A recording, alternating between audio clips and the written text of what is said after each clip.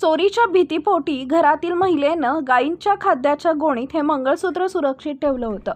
मात्र तेच अनवधनानं दुसऱ्या दिवशी खाद्य देताना गायीच्या पोटात गेल्यानं काही काळ कुटुंबियांची धाकधूक वाढली होती. मात्र पशुवैद्यकांच्या शस्त्रक्रियेनंतर ते सुरक्षित बाहेर काढण्यात आल्याची आगळीवेगळी घटना सिन्नर तालुक्यातील दापूर इथं घडली. दापूर येथील शेतकरी अर्जुन संतू हळकुंडे यांचा बुवाजी बाबा मंदिराशेजारी गायींचा गोठा आहे.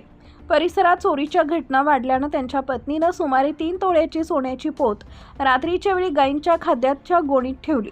मात्र दुसऱ्या दिवशी सकाळी नेहमीप्रमाणे अर्जुन हळकुंडे यांनी त्याच गोणीतून खाद्य काढून गायींना दिलं. नकळत त्या खाद्यासोबत सोन्याची पोतही गायीच्या पोटात गेली. ही बाब लक्षात येताच कुटुंबियांची चिंता वाढली. गायीच्या शेणातून पोत बाहेर येईल अशी आशा त्यांना होती. मात्र 3 दिवस उलटूनही तसं न झाल्यानं त्यांनी नांदूर शिंगोटे येथील पशुवैद्यकीय अधिकारी डॉक्टर अजय थोरात आणि डॉक्टर ऋषिकेश शेळके यांच्याशी संपर्क साधला.